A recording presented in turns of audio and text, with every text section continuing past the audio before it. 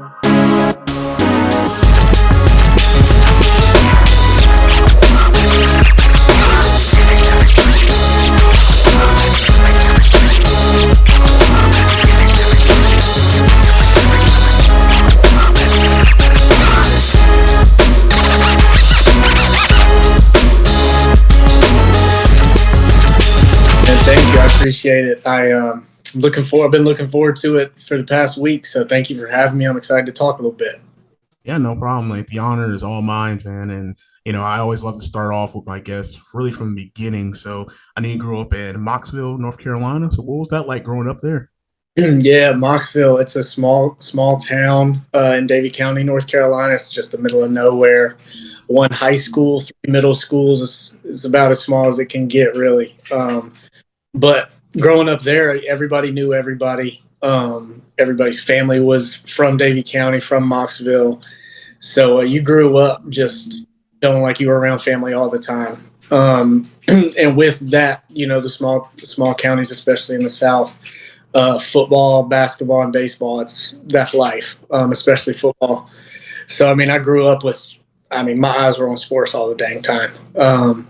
So that can be a quick summary of what it was like growing up in Mocksville. The what you see in Friday Night Lights and whatnot, where it's closed to go to the game on Friday and things like that. That's where I come from. So, been since I was 4 or 5 years old, wasn't allowed to play football, so I was a water boy for the team, and just football, basketball, and track all day long for me. Sports all the time. And you excelled in a lot of those. You definitely did in your high school career, as I was following you up, and you really dominated in high school. And you was a quarterback originally too, and you took your team to the state championship. You also played a little bit defensive back as well, and you broke records there too, setting a 1,500 yards passing and 150 and rushing. Man, what was your high school experience like? Yeah, it was good. High school is where I really learned how to push through adversity. I was always small, never had the biggest arm talent, but I was usually fast. That was one thing I really had always. But first 2 years, I was just a small kid, and my sophomore year was the first time I actually started in high school, and it was on JV. Played really well. We won the conference JV championship, I guess. So that kind of is where I started to feel like I started to go to another level a little bit, started to really excel mentally and physically. Junior year is where the adversity hit. I didn't start at quarterback my junior year. The year we went to the state championship, I was our backup quarterback. And the first week, all summer, our coaches were kind of talking to me like, hey, you want to try some DB? We could use you over there. And I was trying to put it off week after week, just wanted to be a quarterback.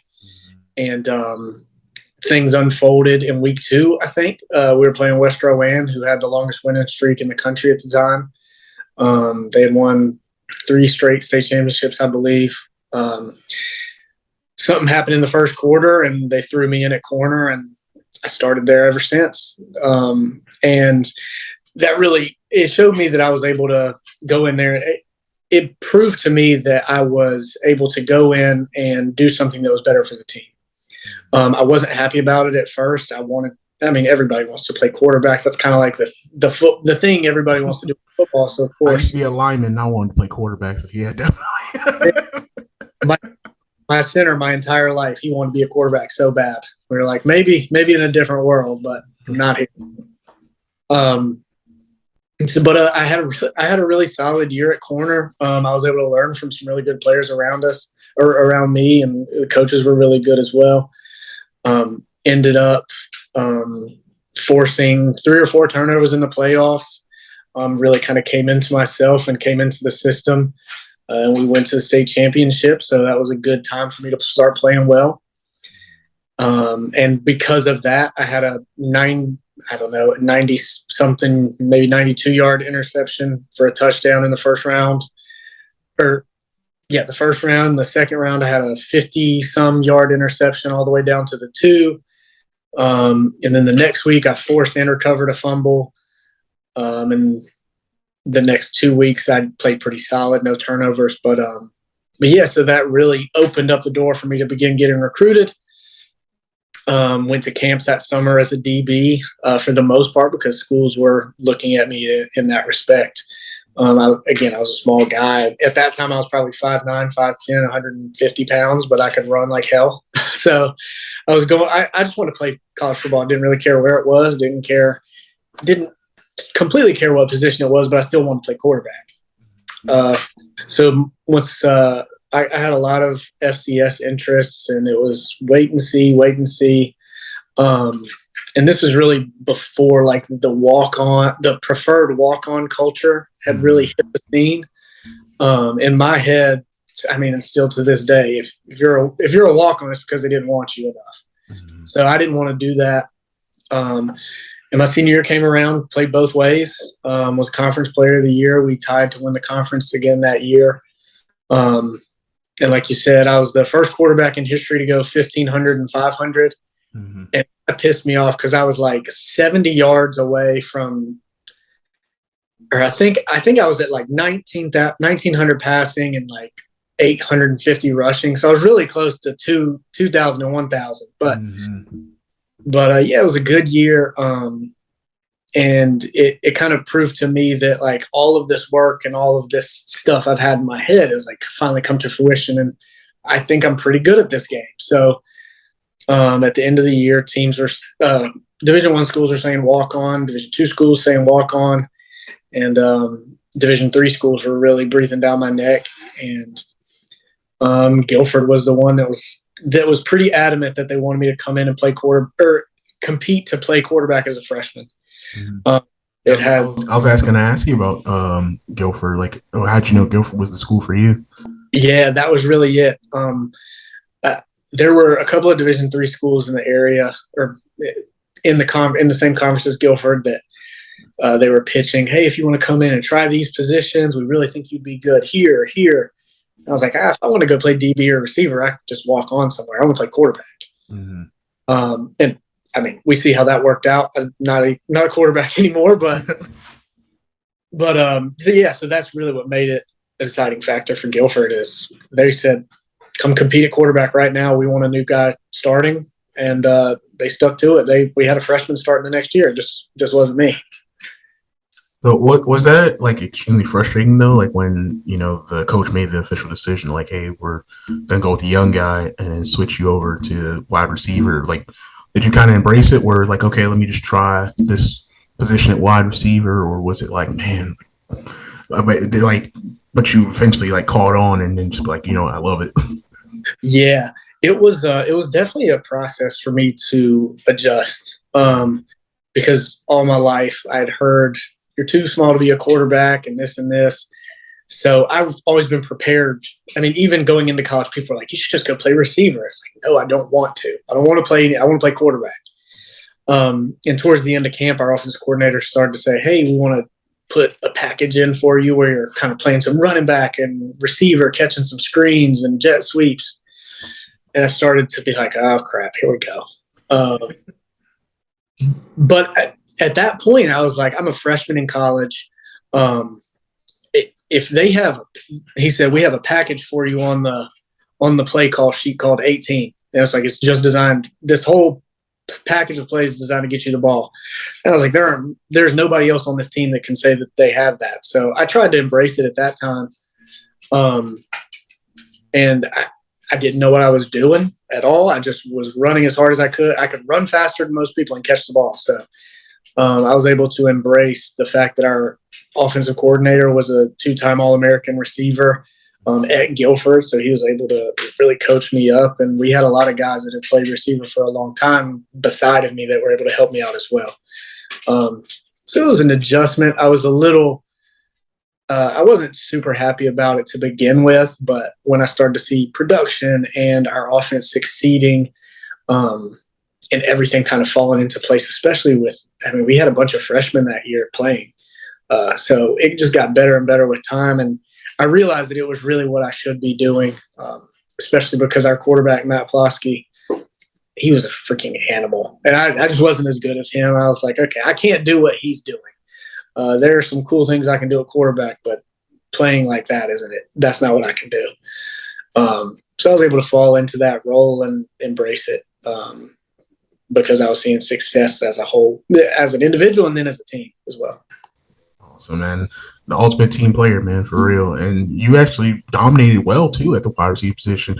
From my research on you, you were an All-American. You won multiple first-team awards, even breaking several of the team records and school records, even having 18 touchdowns, man. That's amazing, man. So let me give you a clap back, man.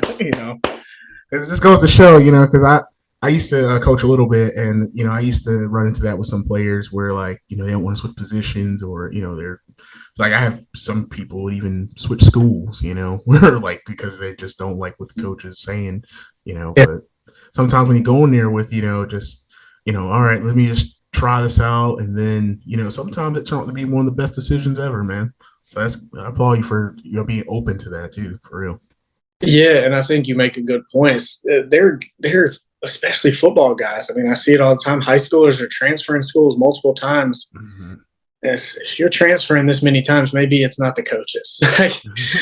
There's one common denominator here, and it's you're unhappy with the coach every time. It just doesn't seem that realistic. So for anybody going through position changes, and I spoke with Guilford during camp this year, and a guy asked me about a position change. Now, I assumed that he was going through one as well, but based on how he asked, you just got to embrace it. I mean, do what you can do, and usually the coaches are going to know better than the players. So they're doing it all for a reason, whether it's for the betterment of the player or the team. So stick with it. 100%, man, for real. And what's some of the best advice that you've received as a student athlete and then also as a professional wide receiver? That's a good one. The first thing that came to mind, I don't know if this is my best answer, but the first thing that came to mind when I think I was a freshman in high school. It was either freshman or sophomore, but I think it was a freshman because at this time I wasn't really doing much on the field. I asked an upperclassman, I said, how do I play college football? I want to play college football. He was going to play a Division II school. And I was like, what do I need to do? I want to play. I'm early. I know I'm like 13, 14 years old, but I want to play college football. What do I do? And he said, go talk to Coach Illing, who's our head coach. He said, go tell him you want to play college football. Just do that. So a little freshman during lunch maybe, or right after school, after the football season was over, I'd go and knock on the office door. And I walk in, sit down, nervous as hell. I'm like, Zach Long told me to come talk to you. He said, okay.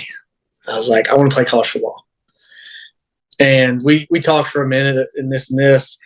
And he said, as long as you want to play, because I told him, I said, I don't care where I play. I just want to play college football. I don't care where it is. I don't care who it's for. I just want to play. And he was like, if you want to, if that's the way you look at it, you don't care who it's for, what it takes, where it is in the country, scholarship money, this or that. If you don't care about that, then you'll play college football. So I think that made me recognize, like, beggars can't be choosers, I guess. Mm-hmm. And the way it made me look at it from that point on is like, as long as I can do my part and have the abilities, the skill, speed, strength, all that stuff, my grades were all in line. As long as I can do my part, someone is going to let me play. Someone's going to let me play. And that's been kind of the way I've tried to treat a little bit of my professional career. It's just, if I do my part, there's someone that's gonna sign me at some point. And luckily, I've had some balls roll my way, and now I've somewhat got a name for myself in the arena game. So, again, I don't know if that's my best answer, but that's the first thing that came to mind when you asked. Hey, that's a good one right there, man, for real. Because I mean, heck, I could remember my time playing football as a freshman, and honestly, like, I always thought it'd be cool to play as like college ball, but that wasn't like, even as a freshman, like, I don't even know if I was like, man, if I even go talk to the coach about it, because I'm just a little freshman and get out the way, like we'll handle you when you get to, like, the junior year, senior year type stuff. But to do that was big, man, for real. You had such a great career at Guilford, and just winning all those awards. And I wanted to ask you, though, like, what was your greatest moment as a college athlete? It's probably between two. First of all, I had so much fun playing at Guilford. The people always talk about brotherhoods with football, and just the bond that grew between the people that I was there with was insane. The amount of trust that we had with each other. We would be on the field, and our quarterback, Matt, then it would be CJ, me, Austin Thompson, Chad Christopher, Daniel Woodruff, like some cluster of those people at receiver. We just like knew what each other was thinking every play. We would step out there, we would see the defense, and we would know what was going to happen. We would know who was going to get the ball just based on the coverage. So I loved my time at Guilford. It was phenomenal. But the best two moments, one would be a team moment, and the other would probably be an individual moment. Team moment would probably be our sophomore year, the last game of the season. It was our senior day. The seniors of that class were really the ones that began the turnaround at Guilford. And they were the ones who really stuck it through all the bull crap that had happened before us. And they made it to their senior year, and we were 5-4 at that time. Previous year, we were 5-5. Year before that, they were 1-9. Year before, it was 0-10. So we like quickly started to just level up a little bit. So their senior day, we were down 24-0 at halftime. And you just come into the locker room deflated a little bit. And I don't really remember Coach Rusevich's halftime speech, but I do remember that it was really relaxed. I don't remember exactly what he said. I guarantee he would be able to tell you, and other guys would, but I couldn't tell you for the life of me. But it was relaxed and like, let's go out here and do this. And everybody was like determined. It was a good halftime speech. We were ready to go. We kick it off to them. They score in like the first 3 or 4 plays, like long touchdown, 31-0. Like, God dang. May have been 31-7 actually. But either way, we don't know. There's no other score until maybe 4.5 minutes in the third quarter. So we've only got 19 minutes left in the game, and we're down 31-7, I think it was. And then I catch a touchdown, and then we just kind of start chipping away at them, and we just start coming back. So with 19 minutes left, we're down 4 scores, essentially. And Chad Christopher caught a touchdown. Nick Mearwright caught a touchdown. I think we run one maybe. There's a play where it's 4th and 1 and we quarterback sneak it, and one of their D linemen dives over top of our quarterback and slips off of him, and our quarterback goes around the edge. Just like wild plays. And then with some less than 20 seconds, I catch a post for a touchdown to go up 35-31. And then they get the ball back, and then a senior hits the quarterback. Time expires, and the ball just kind of flies out of his hands, goes like 15 yards down the field. We storm the field. Everybody goes nuts. It was like a moment. Yeah, it was the perfect way to send that senior class out. So that's my favorite team moment. We had a lot of great times or great moments. We had better seasons than that, but doing that I'll never forget that day. Beating Hampden-Sydney my senior year was a really good one too. I hated them so much. Ended up coaching for 2 years, so that's weird. But individually, homecoming my senior year, we played against Averett, and their head coach was Cleve Adams, and he's actually Steph Curry's uncle. And I knew that before the game because one of my really good friends was actually dating Steph Curry's little sister. And he texted me and Daniel Woodruff, and he was like, y'all know Steph's coming to the game this weekend. And we were like, we heard that, but we didn't know if it was true. Mm-hmm. So Steph Curry actually came to our homecoming game.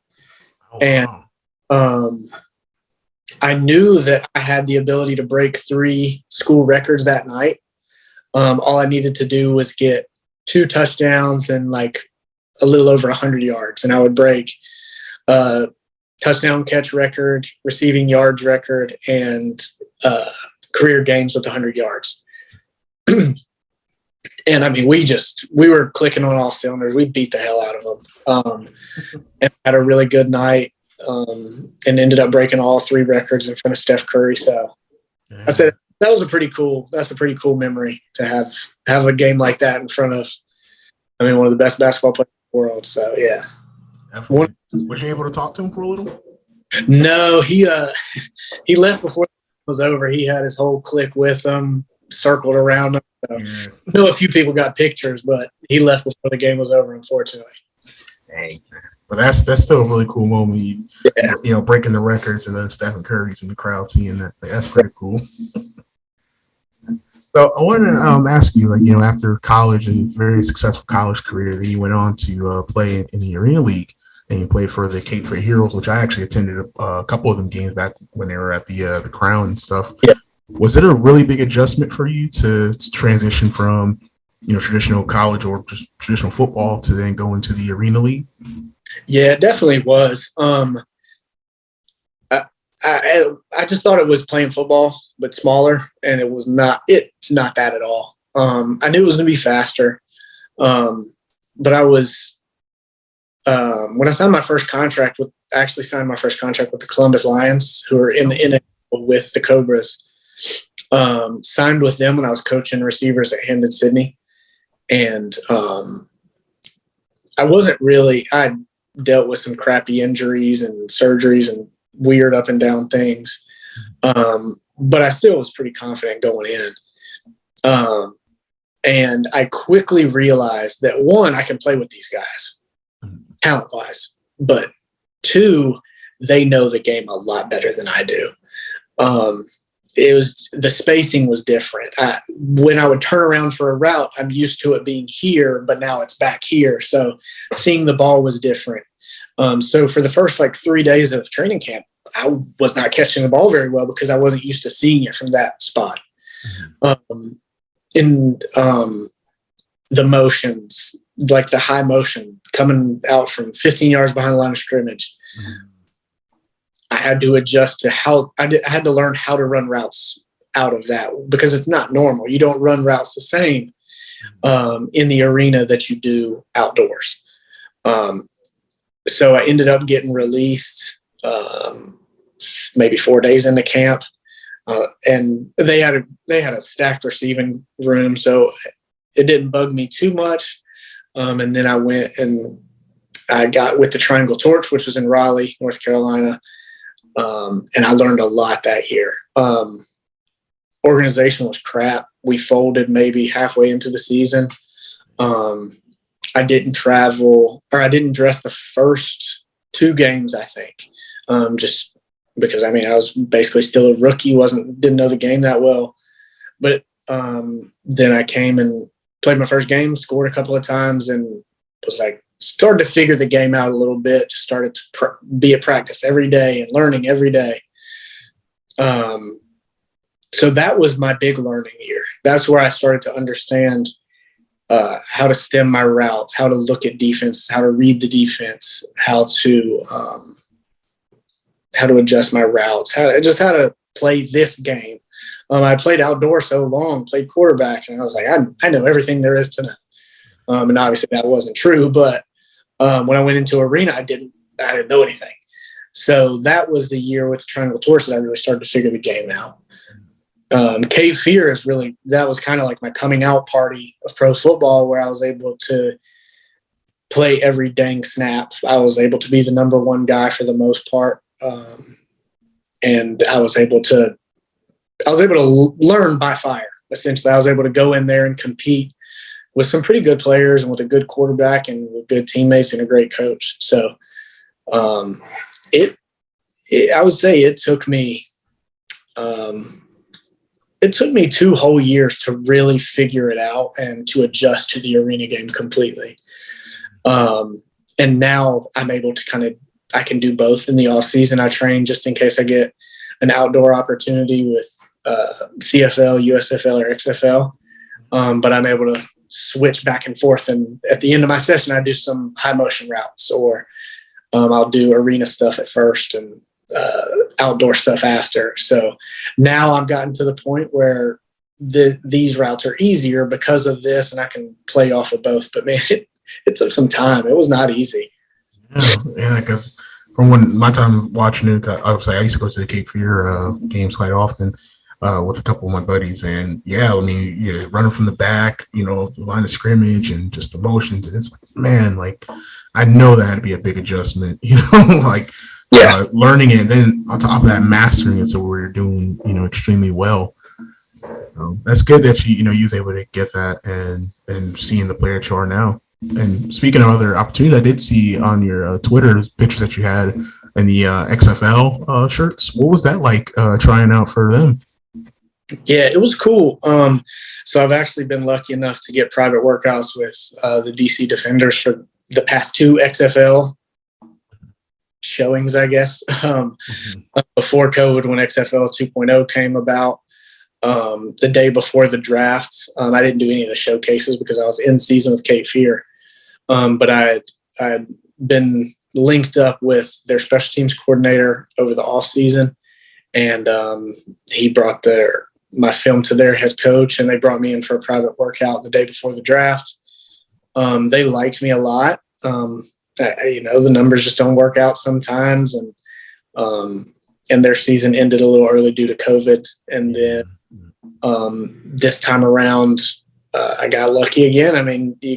I have a couple of connections, and I was on their short list. And when all it took was that extra person to call and say, check Adam out. And I got a call 2 days before their private workout again. And they asked me to come in for the private workout. So it was a lot of fun. It's cool to see how many guys that you run into over and over again. The things, whether it's CFL workouts or an XFL showcase, or just playing arena ball against them, you find yourself running into a group of 10 guys. And so it's cool to just be able to network and be able to compete and kind of see where you stack up. And at the end of the day, I've got a contract. I'm playing. I know I'll be playing professional football in the spring. So my goal when I do those things is I'm just going to go have fun, learn, and compete. And no matter what happens, as long as I come out healthy and having fun, it was a good day. Exactly. That's what it's all about, man. Right. Yeah, because I saw the post that you signed, or the re-signed you, the Carolina Cobras. And what's it been like playing for them? Yeah, it's been really good. I mean, just the fact that it's in Greensboro is kind of like a perfect situation because it's like my second home. Mm-hmm. And for the past few years, I was living in Raleigh, so it was just an hour drive. I didn't have to relocate. I didn't have to quit my job, anything like that. So it's been perfect. And just, I mean, you kind of get like a home crowd feel because some people kind of knew me from Guilford. Some people knew me from Mocksville, crazy enough. Mm-hmm. But now, I mean, I've been there for 2 years and that's my home in arena football. So it's been really cool. The fans are great. Ownership is phenomenal.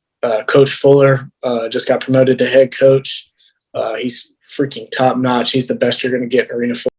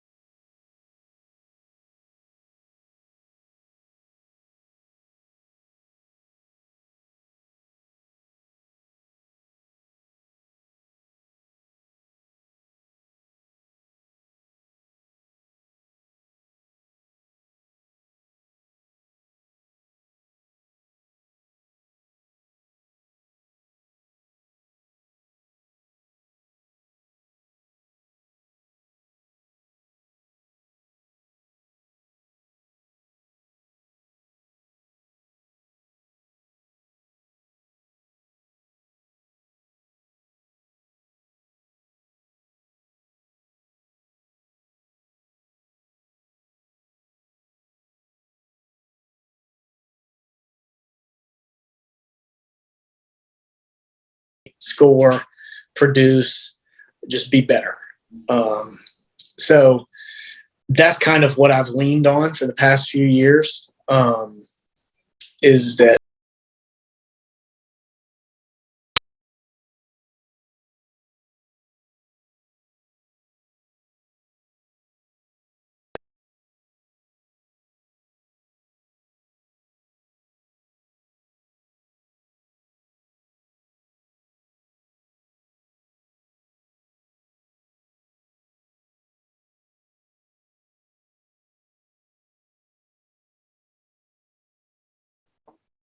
Same, man. That was a good one, man. I really love that motto. Just keep buckets. Just keep it going, man. Keep it yeah. going. I love it. And another staple question I love to ask too, just a nice little fun one, is hidden talents. So I love to ask, what's a hidden talent that either your friends, family, or even fans may not know that you have? Man, that's a good one actually. I have no idea.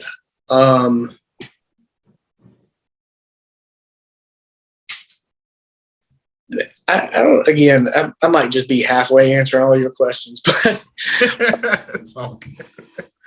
I know that one normally throws people off, and then they'll hit yeah, me with the "I'm a good cook." yeah. No, I've gotten better at cooking, but no, that's definitely not my hidden talent. I think I'm a really good. So I mean, I told you before we got on here that I'm a high school teacher. I teach business. And I think I'm a really freaking good teacher. I really do. I think I relate to the kids well. I think I know how to do I think I do that very well. So maybe that's my hidden talent specifically that my athletic career followers may not know about me is outside of the football world, I'm Mr. Smith or Coach Smith. So again, I don't know if that's a talent, but I think I'm really freaking good at it. Hey, that's definitely a talent, balancing out a pro career and, teaching, man. Right. I know if he was my teacher, man, I would literally just ask you questions constantly. like, how do you do it? What's it like? Man, because that is an amazing hidden talent for those who don't know. Because, man, yeah, that's crazy. It takes a lot, to do that, to do both and succeed in both, Yeah. No, it definitely does. But I mean, I enjoy it. So I enjoy trying to make an impact and help people and just be there for people. I mean, I'm not really into I'm not into great grades and all sorts of assignments. I just want to make an impact and help them learn. That's about it. Definitely, man. That's what it's about, man, for real. Yeah.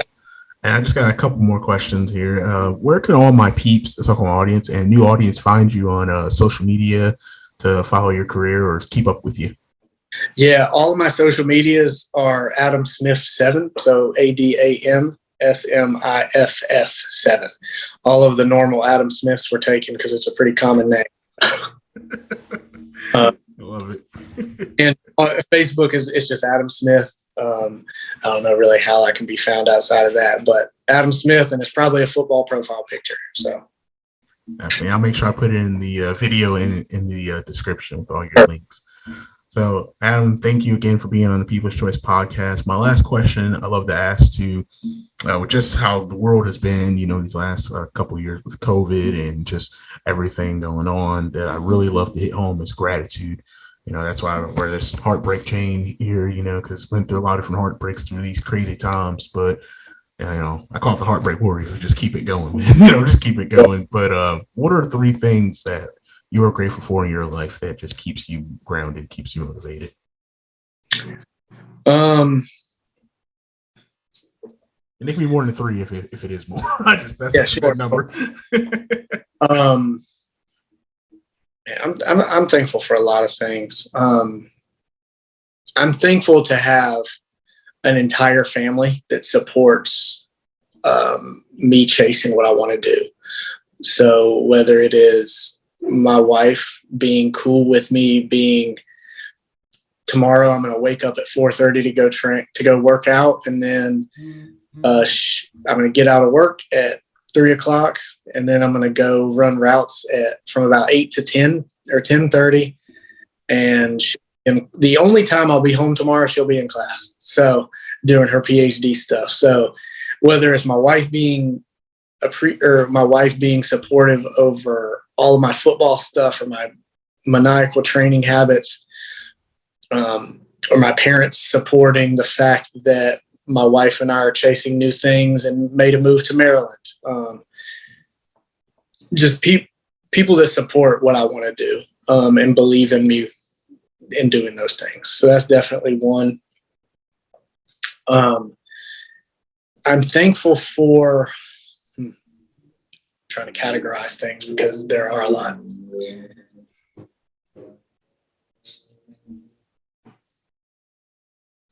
I said this once.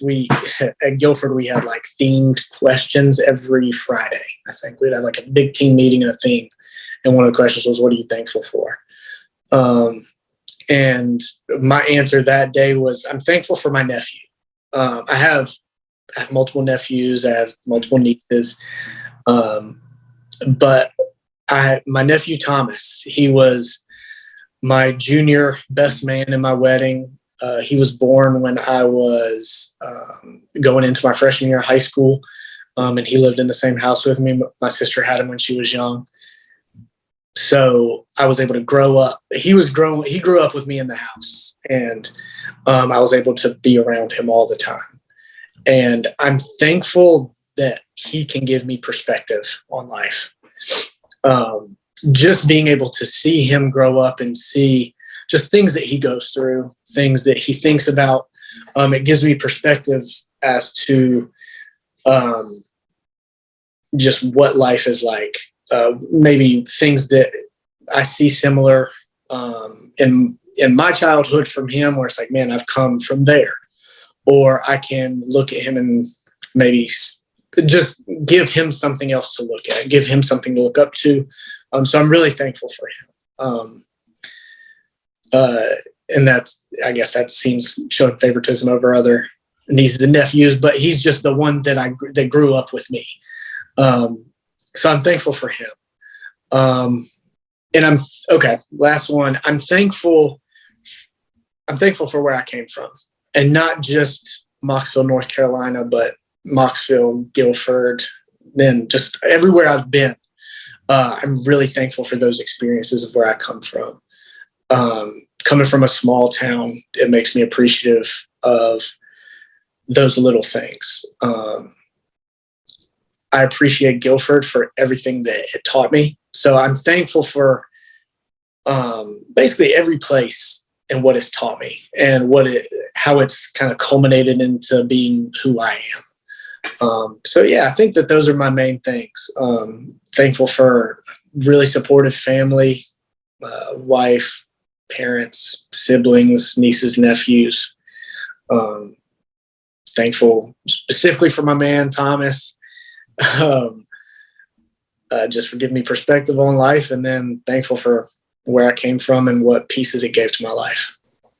Definitely, man. And thank you again, Adam, for being a part of the People's Choice Podcast family. Much success for you and your career as a teacher, and also for the 2023 season with the Cobras. Hope you guys bring home that championship. And once again, thank you for taking the time out your day to talk with me, go over your career, and, just really open up, to this. I don't know if it's your first podcast interview, but, I'm real appreciative of you, man, for real. Yeah, no, it is my first one. So, but yeah, I do. I thank you so much. I really had fun. I hope we can do it again after maybe a championship win or something like that.